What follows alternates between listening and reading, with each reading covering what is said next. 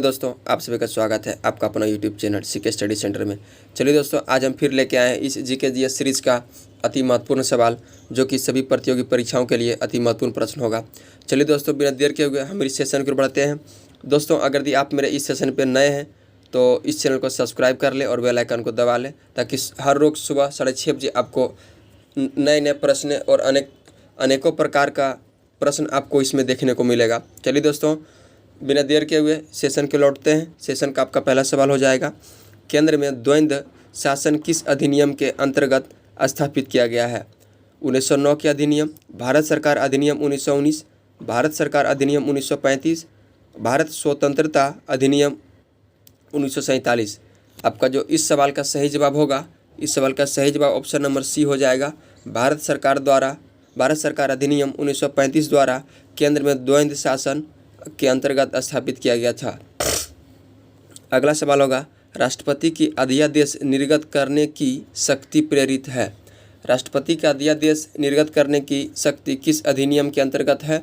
तो वो अधिनियम आपका भारत सरकार अधिनियम 1935। भारत सरकार अधिनियम 1935 आपका इस सवाल का सही जवाब होगा। अगला सवाल आपका हो जाएगा, निम्नलिखित में से किस अधिनियम ने भारत में संघीय शासन व्यवस्था दी थी? भारत में संघीय शासन व्यवस्था किस अधिनियम के द्वारा दिया गया था? तो यह अधिनियम है भारत शासन अधिनियम 1935। आपका सही जवाब होगा। दोस्तों, आज के सेशन में आपको पॉलिटिकल साइंस से अधिक प्रश्न देखने को मिलेगा, क्योंकि दोस्तों हम पिछले कई दिनों से चैप्टर बाय चैप्टर और सब्जेक्ट बाय सब्जेक्ट को हम क्लियर करते आ रहे हैं, ताकि आपको किसी भी तरह का सब्जेक्ट में आपको समस्या ना हो। पिछले कई दिनों हम इकोनॉमिक्स का चैप्टर आधारित था, वो अभी पॉलिटिकल साइंस चल रहा है। चलिए दोस्तों, अगला सवाल आपका है, भारतीय संविधान में किस प्रकार की शासन प्रणाली की व्यवस्था की गई है?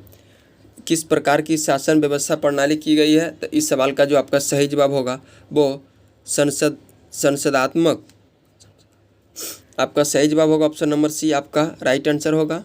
अगला सवाल आपका होगा, निम्नलिखित में से किस बाद में उच्चतम न्यायालय के धारणा प्रस्तुत की उद्देशिका संविधान का भाग क्या है? ये आपसे पूछा जा रहा है। तो इस सवाल का आपको जो सही जवाब होगा वो ऑप्शन नंबर सी होगा। ऑप्शन नंबर सी होगा बम्बई बनाम यूनियन बैंक होगा। बम्बई बनाम यूनियन बैंक होगा। अगला सवाल आपका इस सेशन का हो जाएगा, संसदात्मक शासन व्यवस्था में क्या क्या है या किस किस के ऊपर नियंत्रण की होता है या क्या होता है, यह शासन क्या है, या इसके बारे में आपको इस सवाल में पूछा जा रहा है। तो इस सवाल का जो सही जवाब होगा, विधायिका का कार्यपालिका पर नियंत्रण होता है इस शासन में। विधायिका का कार्यपालिका का नियंत्रण होता है इस शासन में। अगला सवाल आपका होगा, भारतीय संविधान की प्रस्तावना में निम्नलिखित में से किस स्वतंत्रता का वर्णन नहीं है? किस स्वतंत्रता का वर्णन नहीं है भारतीय संविधान की प्रस्तावना में? वो निम्नलिखित में से आपको ऑप्शन दिया गया है, उसमें से आपको बताना है। तो ये आर्थिक स्वतंत्रता का वर्णन नहीं है। अगला सवाल है, भारतीय संघवाद को सहकारी संघवाद किसने कहा था? भारतीय संघवाद को सहकारी संघवाद किसने कहा था? तो ये आपका जी आइंस्टीन ने कहा था। जी आइंस्टीन ने ये कहा था। अगला सवाल आपका हो जाएगा, निम्नलिखित में से किसका कथन है कि संविधान को संघात्मकता के तंग में नहीं ढाला जा सकता है? तो इस प्रश्न का जो आपका सही जवाब होगा option number C, Bhimrao Ambedkar आपका राइट आंसर होगा। समाजवादी शब्द उद्देशिका में जोड़ा गया है। समाजवादी शब्द उद्देशिका में किस संविधान संशोधन के तहत जोड़ा गया है? 42वें संविधान संशोधन 1976। 42वें संविधान संशोधन 1976 में यह जोड़ा गया है। अगला सवाल है, संविधान में हमारे राष्ट्र का उल्लेख किन नामों से किया जाता है? किन नामों से यह किया जाता है? तो ये भारत तथा इंडिया का उल्लेख किया जाता है। विवाह, विच्छेद और गोद लेना संविधान की 7वीं अनुसूची में निम्नलिखित के अंतर्गत है। तो ये सूची 3 संवर्ती के अंतर्गत है।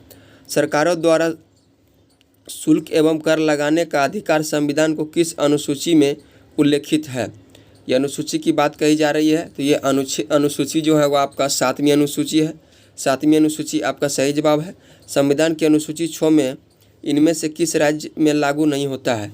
संविधान की अनुसूची 6 निम्न में से किन राज्यों में लागू नहीं होता है? तो ये मणिपुर में लागू नहीं होता है।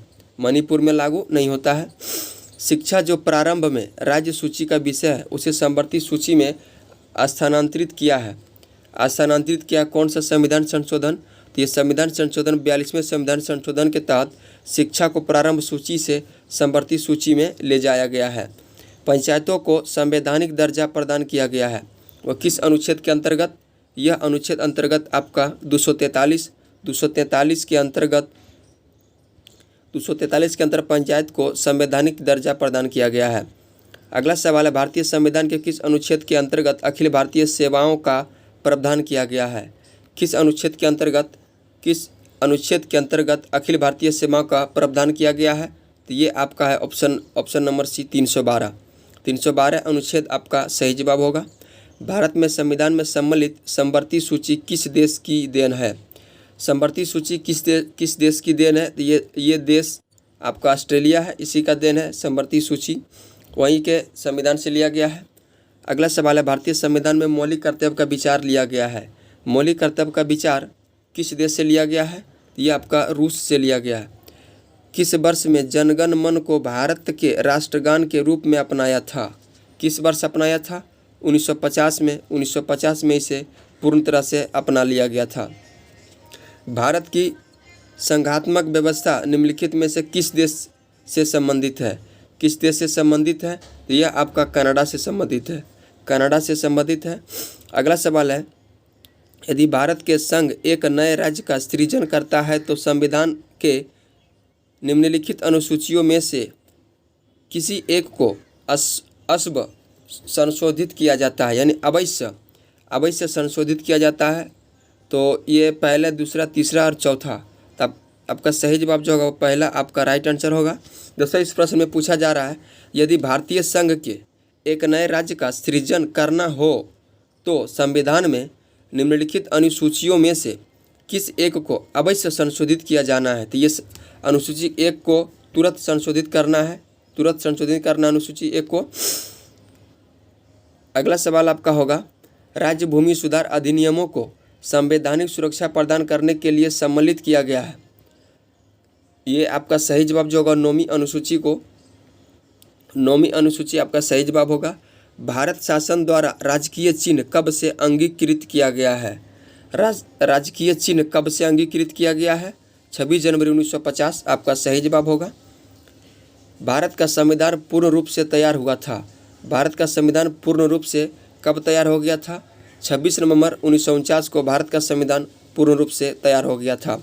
संविधान सभा की सलाहकार समिति का अध्यक्ष कौन है? इस संविधान सभा का सलाहकार समिति का अध्यक्ष सरदार वल्लभ भाई पटेल जी थे। भारत का संविधान निर्मात्री सभा के अध्यक्ष कौन थे? तो ये आपका डॉक्टर राजेंद्र प्रसाद थे। डॉक्टर राजेंद्र प्रसाद आपका सही जवाब होगा। भारत के संविधान सभा का प्रथम अधिवेशन कब शुरू हुआ था? यह अधिवेशन आपका 9 दिसंबर 1946 को यह अधिवेशन शुरू हुआ था।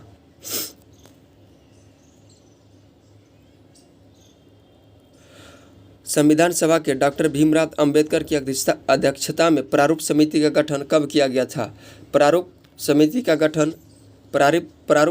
गठन डॉक्टर भीमराव की अध्यक्षता में यह कब किया गया था? यह अगस्त 1947 को यह अध्यक्षता इनके प्रारूप समिति के द्वारा गठन किया गया था। उसी में यह डॉक्टर भीमराव अंबेडकर ने अध्यक्षता किए थे।